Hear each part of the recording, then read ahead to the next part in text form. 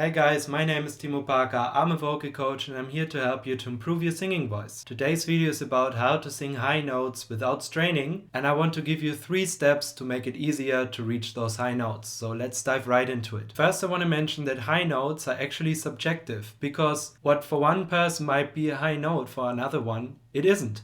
And this will also change throughout your singing career. A note that you considered in the past as high will be mid-range or even lower range, who knows? So if we don't put a label on a note, it frees our mind, and this fact can already relax us a bit more. For example, this note that I'm going to show you now, I believe it's a E flat 5.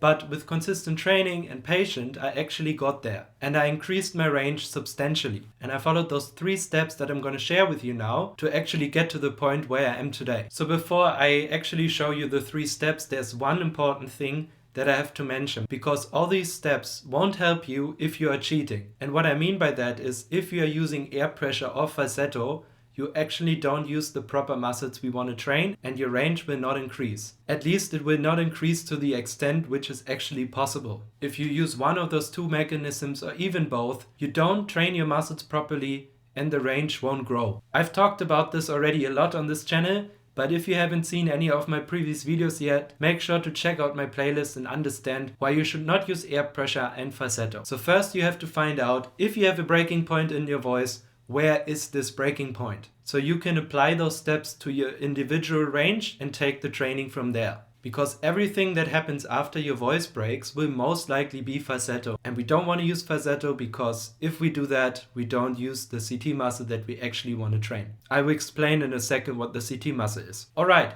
step 1. The first thing that we have to do to increase our range is to stretch our swallowing muscle. So our thyroid cartilage is attached to a swallowing muscle and to a yawning muscle. When we yawn, the thyroid cartilage goes to a low position. It can actually go all the way down here into your uvulum. And when we swallow, the thyroid cartilage gets pulled up by the contraction. And most of the times we swallow way more often than we yawn, so that means there is an imbalance of muscles in your throat. So our swallowing muscle is shortened because we overtrain, we overuse it, and the yawning muscle is slightly extended or overstretched because we don't use it as often. And we have to start to incorporate a muscle balance in there. Because since the swallowing muscle is attached to our hyoid bone and our thyroid cartilage, that means that if this muscle is very short, the thyroid cartilage is going to be in a very high position in your throat. And in this high position, it can't really do the forward movement and the tilt that we need to stretch our vocal cords. By the way, the thyroid cartilage is the front part of your larynx, and the larynx is the whole construct in your throat, but I'm just referring to the front part that we can move up and down. So step 1, strengthening the yawning muscle and stretch the swallowing muscle. And what we have to do for that, we have to yawn. So just make sure when you yawn that you're relaxed, and you don't necessarily have to make sounds. You can just silently yawn away, and you don't need to force any sounds when you do that. And if you want to take it to the next level, and you can already park your thyroid cartilage with a yawn, relax down here in your uvulum, what you can do is stick out your tongue, because we contract our yawning muscle, and at the same time, because we pull the tongue out, we stretch the swallowing muscle, and this is the fastest way to rebalance our muscles. You can also raise your sternum slightly, so we shorten the distance. So first we raise our sternum, we yawn, bring the thyroid cartilage in a low position, and when it's in a low position, we stick out our tongue.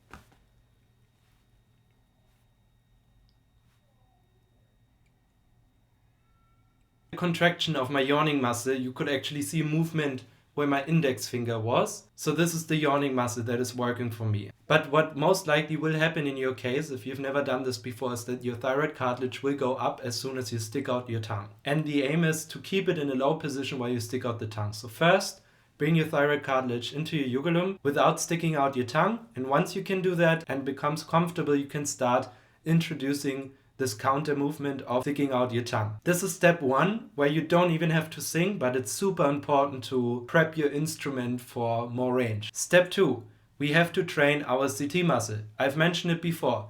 CT muscle is the short form of cricoid thyroid muscle, and the specific one that we want to train that moves our thyroid cartilage into a forward and down position to stretch our vocal cords is called cricoid thyroid pars oblique. And when our vocal cords get stretched, we increase pitch. And this is the muscle we want to train. And that's why it is so important to not use falsetto, and especially don't use air pressure, because if we use one of those two or even both, the CT muscle doesn't have to work anymore. The best way to train this muscle is to sing intervals, because intervals are just two notes and you go from one note to another and back, or even just one way. That means the contraction happens and then we release it again. If we sing a scale, for example, or a short melody, we actually have to hold this tension for the whole time if we are on a higher note, which makes it more difficult. So I would start with a whole note, something like,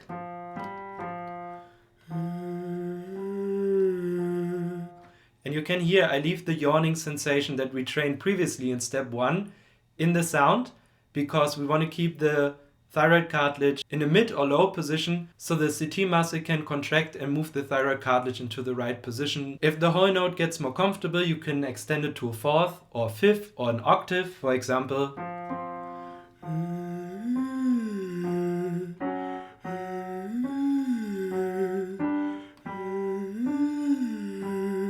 And make sure that when you do that your voice doesn't break. And because we use this yawning while we sing the note, we actually make it harder for the vocal cords to clip off. So step 1, get the yawn into the sound. Step 2, extend your range with a low position thyroid cartilage and make sure that your voice doesn't break while you do that. As soon as the voice breaks, another mechanism happens, and this is not what we want to train. So don't even think too much about singing, just think about yawning. You can either come from the lower note and slowly pull it up, which is a bit more difficult for most people, but we make sure that we don't go into falsetto, or the other way would be we come from the higher note down. Coming from the lower note up, we come from the higher note. You can use both variations, but I would actually encourage you to start from the lower note and try to pull the note up, because here you can hear very well if your voice changes sound. If something happens like this, for example, I can't even do falsetto anymore.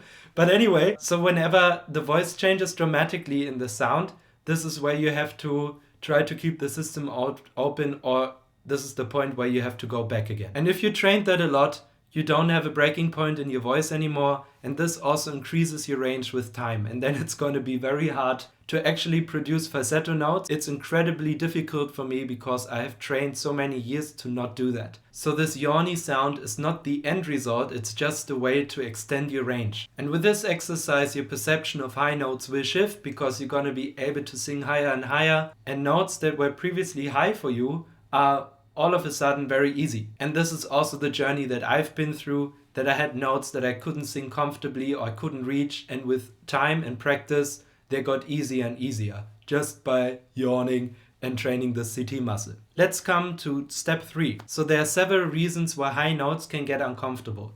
First of all, we don't have the range to even reach the note because our swallowing muscle is too tight, or our CT muscle is not strong enough to pull our vocal cords into the right position. But there can be a third reason why high notes get very uncomfortable. And that is because our thyroid cartilage, as the name already suggests, is made out of cartilage because of its flexible material, can bend into different directions. And if we are using a lot of tension and we are straining, we can actually compress or deform our thyroid cartilage. And because of that, a note can get very uncomfortable and it can feel very unpleasant to sing this note. So with the first 2 steps, we try to get you to the point where you are able to sing higher notes. And step 3 is about making them more comfortable by opening up your thyroid cartilage.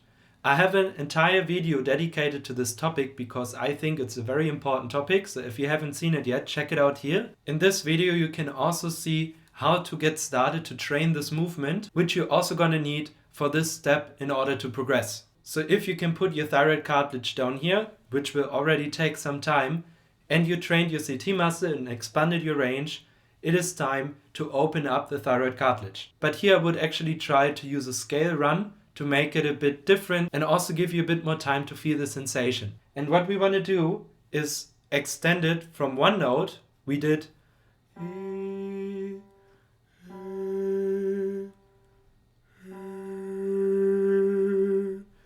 this way. What we want to do is we start in a yawned, relaxed position,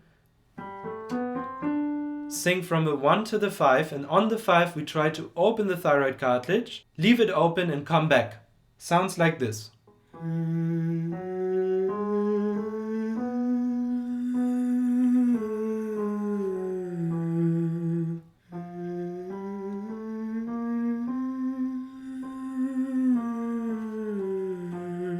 Make sure that you don't go too high with this exercise and don't start with a scale exercise. Start first on one note and get familiar with the movement. Once you can do that, you can translate that to this exercise. So whenever something gets uncomfortable or you feel tense, this is definitely the point to stop. So don't force anything. Everything I do and everything you should do when you sing is based on relaxation. Because if you can't relax, you will strain and you will get tensed, and this affects our instrument in a negative way. So with these 3 steps, I increased my range and it helped me to reach high notes with less effort. This is pretty much the preparation for everything, because those exercises build your instrument and it takes time and hard practice to get there. So don't get discouraged if it doesn't work straight away. So stay motivated and keep practicing. Alright, this is it for this video. Thank you so much for watching. If you enjoyed it, make sure to give it a thumbs up and subscribe to my channel. I have more singing content planned on this channel, so make sure to not miss out on it. And I see you guys in the next video. Bye bye.